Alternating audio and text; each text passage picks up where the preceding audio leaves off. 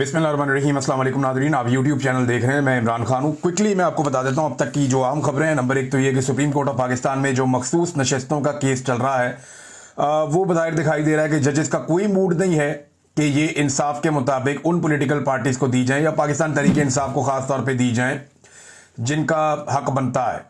यानी तरीके इंसाफ को लोगों ने वोट डाला था, उन्हीं की मखसूस नशस्तें हैं, लेकिन माले गनीमत की तरह ये उन जमातों में बांट दी गई जिन्हें लोगों ने मुस्तरद किया था।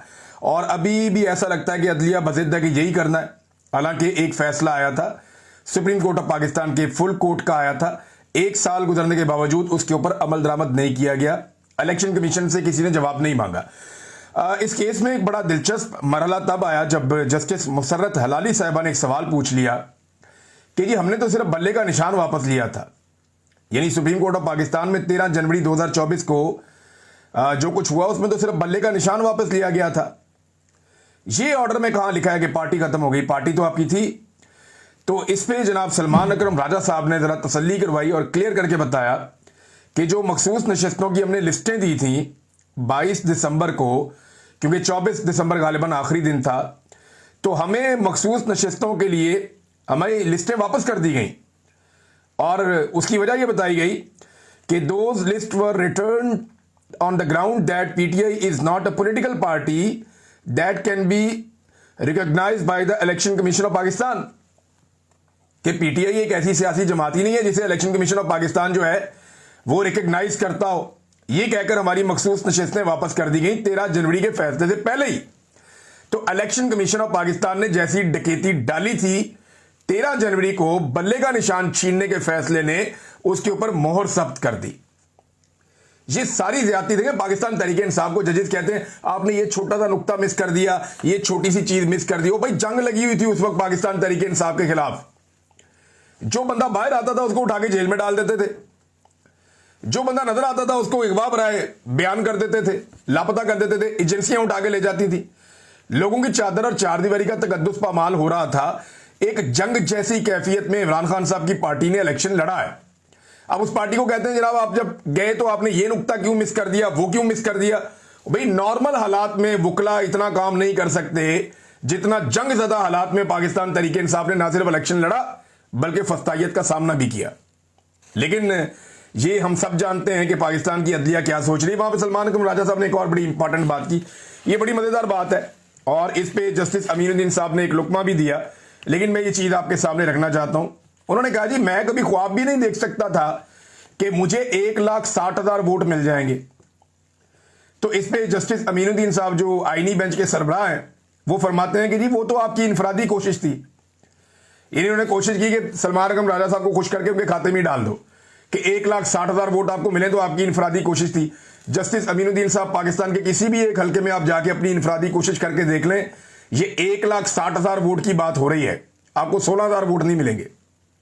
ये मैं लिख के देने के लिए तैयार हूं। इनफरादी कोशिश ऐसे होती है।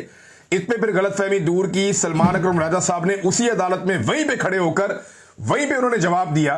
उन्होंने कहा जी मेरी कोशिश नहीं थी, मैंने सिर्फ इतना कहा था हल्के में जाके कि पीटीआई का उम्मीदवार हूं, मुझे इमरान खान ने भेजा है और मुझे 1,60,000 वोट मिल गए। ये उन्होंने जज साहब की गलतफहमी वहां पे दूर कर दी। एक और डेवलपमेंट यह है कि इमरान खान साहब के खानदान ने एक बड़ा फैसला किया है। इमरान खान साहब की बहनें ये कहती हैं कि इमरान खान के तो हाथ बंधे हुए हैं। हम जब जेल में जाते हैं तो अब 2 बहनों को इजाजत है। आहिस्ता आहिस्ता इमरान खान को तनहा कर दिया गया है, बाकी लोगों को मिलने नहीं दिया जाता। तो 2 तरह के पैगामात इमरान खान साहब बाहर भेजते हैं। एक जो अवाम के लिए, जो पब्लिक ओपिनियन के लिए वो भेजते हैं कि जनाब ये इमरान खान का मौक़िफ़ है इन मामलात पे, और दूसरा इमरान खान साहब जो पैगाम भेजते हैं वो अपनी पॉलिटिकल पार्टी के लिए जो अहकामात भेजते हैं या इंस्ट्रक्शंस भेजते हैं कि जी अब ये करना है, अब ये करना है, अब ये करना है। तो उनके खानदान ने कहा जी कि हम पॉलिटिकल पार्टी को अहकामात पहुंचा देते थे और जो इमरान खान साहब अनाउंस करने के लिए कहते थे वो हम कह देते थे। लेकिन हमारी गलती ये हुई कि हमने फीडबैक नहीं लिया, हमने फॉलो अप नहीं किया कि इमरान खान साहब ने जो अहकामात बताए हैं सियासी जमात के रहनुमाओं के लिए उन पर अमल दरामद हो रहा है या नहीं हो रहा। अब हम फॉलो अप लेंगे। यानी इमरान खान पिछले 2 महीने से 5 बंदों को बुला रहे हैं जेल में, ये बंदे जेल के दरवाजे तक नहीं गए। इन्होंने इतनी तकलीफ नहीं की कि ये खैबर पख्तूनख्वा से उठे और उठकर जेल के दरवाजे पे जाके कोई कोशिश ही कर लें, थोड़ा जोर ही लगा लें कि जनाब हम आए अपने लीडर को मिलने के लिए, हमें मिलवा दो। इन्होंने ये भी नहीं किया। और जब ये सारा कुछ नहीं किया तो इमरान खान की बहनों को लगता है कि उन्हें फॉलो अप करना चाहिए था। जो फॉलो अप उन्होंने नहीं किया वो ये कहते हैं कि जी आइंदा हम फॉलो अप करेंगे।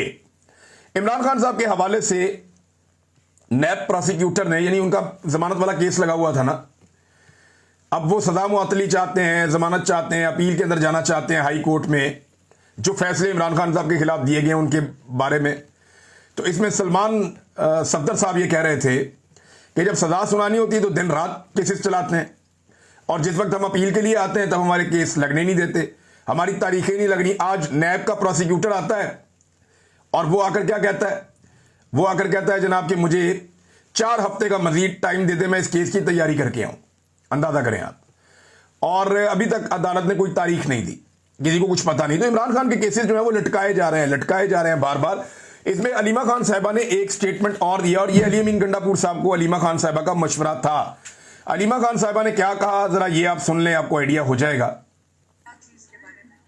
कल अली अमीन गंडापुर साहब से सवाल हुआ यहाँ सुप्रीम कोर्ट में, तो वो कहते हैं कि जाके बहन से पूछ लें इमरान खान माइनस के हवाले से। कहते हैं मैं उनको जवाबदार नहीं हूँ, मैं तो खान से बात करूँ। लेकिन हम बिल्कुल चाहते हैं कि सारे जाके इमरान खान से बात करें। हम यही तो चाह रहे हैं हम यही चाहते हैं कि हम इनसे अपील यही कर रहे हैं कि देखिए पार्टी के लोग हैं, आप उनके उहदेदारान हैं, आपके पास पावर है, आप चीफ मिनिस्टर हैं, आप मिनिस्टर्स हैं, आप सारे जाएं और जाके बाहर, अगर अडयाला के बाहर बैठे, सारी दुनिया देखेगी तो सही ना।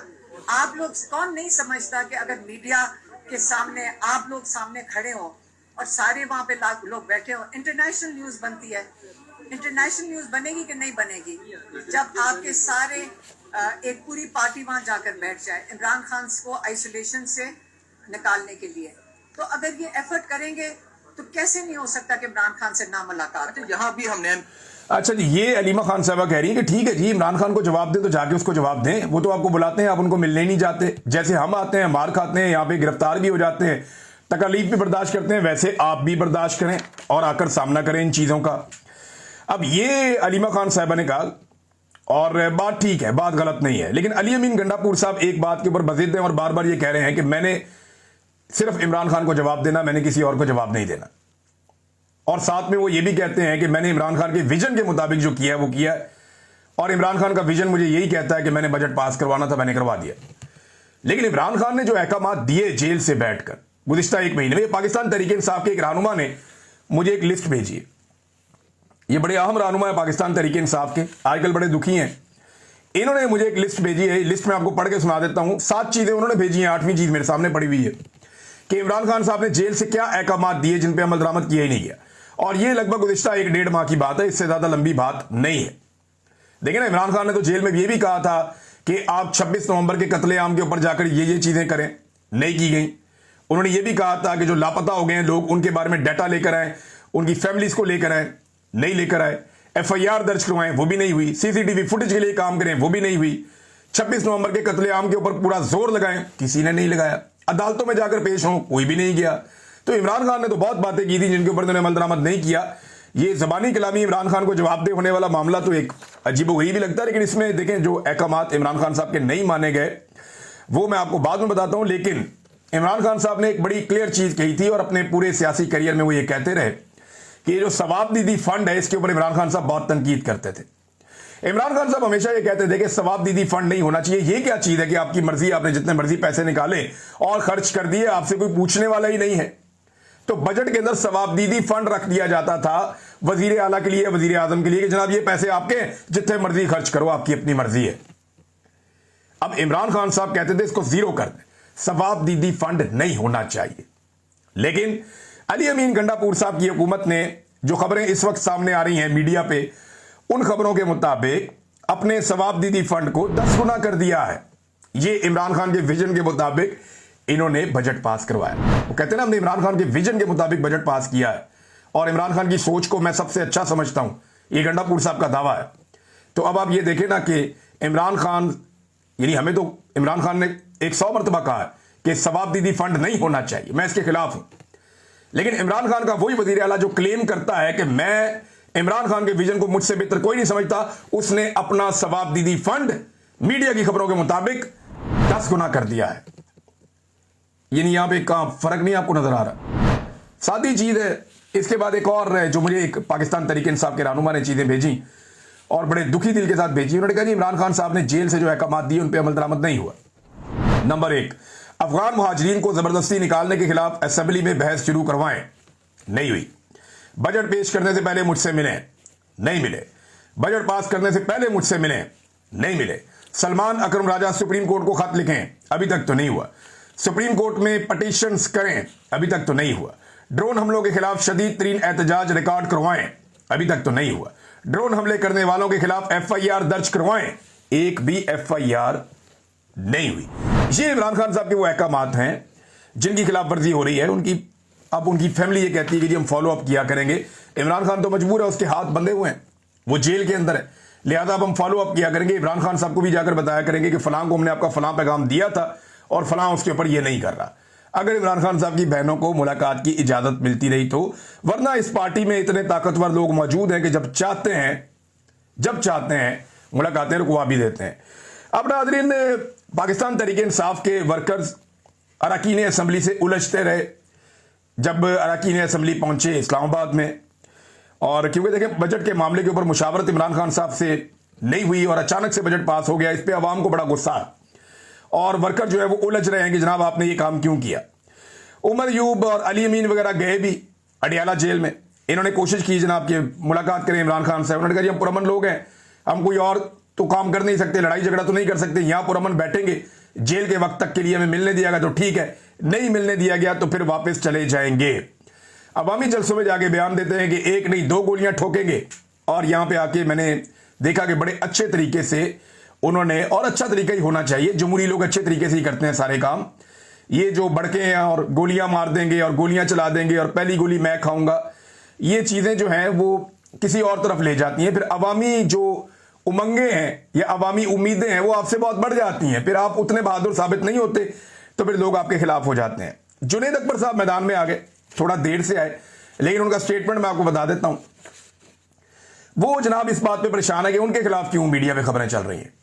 उन्होंने कहा जी मैंने कहा था कि मुझे नहीं पता कि खान साहब ने बजट के मुतालिक क्या कहा है और किस बुनियाद पर कहा है, इसलिए मैं किसी फैसले का हिस्सा नहीं बनता।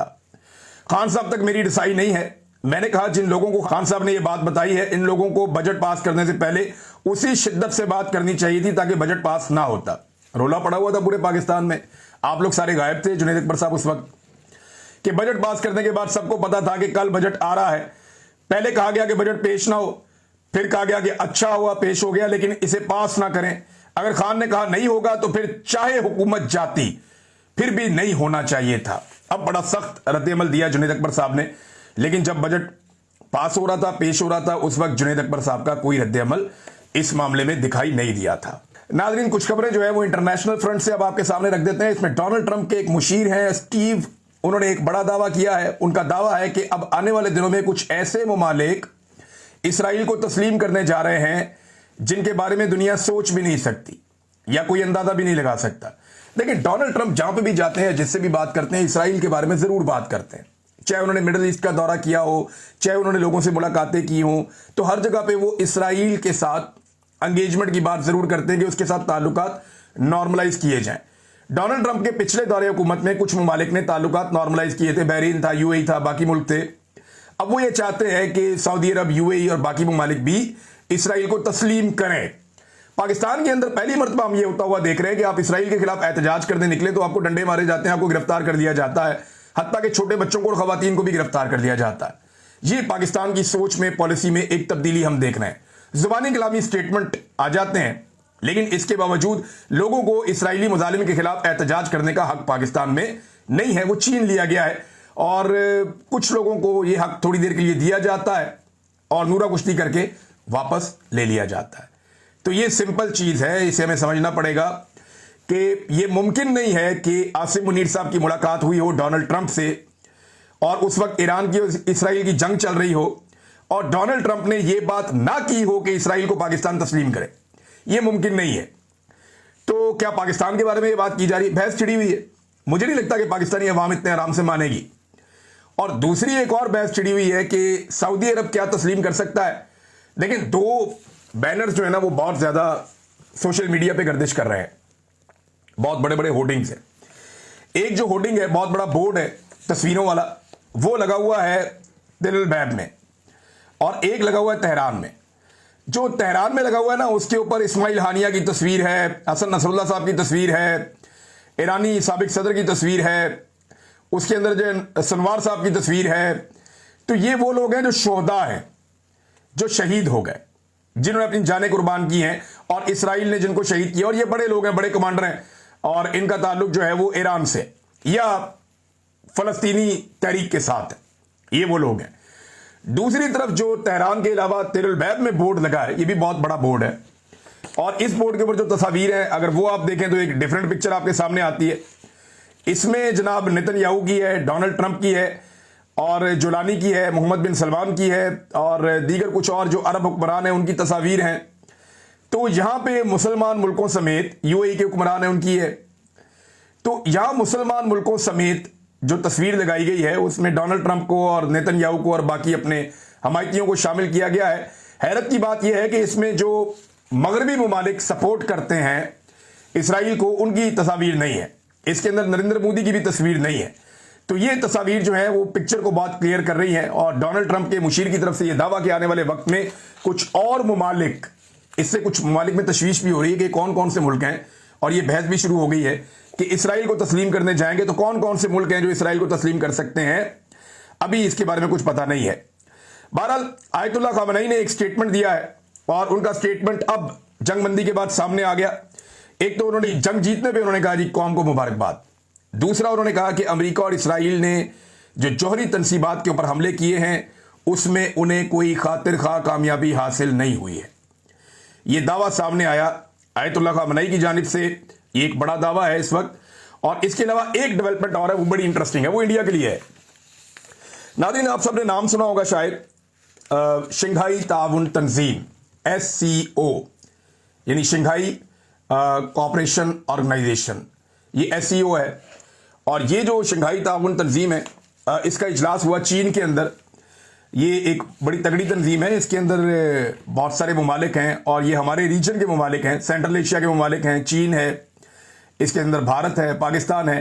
तो दुनिया की आबादी का एक बड़ा हिस्सा जो है वो इस तंजीम का हिस्सा है, और हत्ता कि जो दुनिया की इकॉनमी है उसका भी एक बड़ा हिस्सा जो है वो इस तंजीम का हिस्सा है।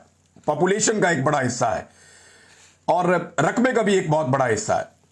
तो अब मामला यह है कि यह तंजीम का इजलास होता है चाइना में। भारत ने पूरी कोशिश की कि किसी तरह से पहलगाम इंसिडेंट को इसके एलामिये के अंदर शामिल करवा दिया जाए। राजनाथ ने, उनकी टीम ने पूरा जोर लगाया, लेकिन यह हो नहीं पाया। तो फिर गुस्से में आकर राजनाथ सिंह ने इसके एलामिये के ऊपर दस्तखत नहीं किए। ये पाकिस्तान की एक बहुत बड़ी कामयाबी है, इंडिया की एक बहुत बड़ी शिकस्त है कि जो खित्ते के ममालिक हैं, या इतनी इंपॉर्टेंट एक तंजीम है शंघाई ताउन तंजीम, वो ये समझती है कि ये जो पहलगाम वाला इंसिडेंट है, ये कोई ऐसा इंसिडेंट नहीं है कि इसको उठाकर इस एलामिये में डाल दिया जाए। ईरान के ऊपर बात हुई है, मिडल ईस्ट के ऊपर बात हुई है, बहुत सारे और इश्यूज हैं उनके ऊपर बात हुई है, लेकिन पहलगाम वाला इंसिडेंट, उससे बड़ा इंसिडेंट तो पाकिस्तान में जाफर एक्सप्रेस के ऊपर अटैक हो गया था। तो पाकिस्तान कहे कि जाफर एक्सप्रेस को भी डाल दो, पाकिस्तान में और मल्टीपल अटैक्स हुए, वो भी उठा के डाल दें। तो एक मुल्क के अंदर एक इंसिडेंट हुआ दहशतगर्दी का, उसको उठा करके पूरी रीजन के जो है सिक्योरिटी खतरे में डाल दी भारत ने, और हमला कर दिया पाकिस्तान के ऊपर। दो एटमी ममालिक आमने सामने आ गए जंग के लिए। तो ये बड़ा अफसोसनाक था। तो भारत को इसमें शिकस्त हुई है। तो फिर राजनाथ सिंह ने गुस्से में आके कहा जी ऐसी दस्तखत ही नहीं करते। राजनाथ सिंह ने इस पे दस्तखत करने से इनकार कर दिया। भारतीय मीडिया बाकी कहानियां अपनी सुना रहा है। रियलिटी ये है कि ये खारजी महाज के ऊपर भारत को एक बड़ी शिकस्त है। अब तक के लिए इतना ही। अपना ख्याल रखिएगा, अपने चैनल का भी। अल्लाह हाफिज।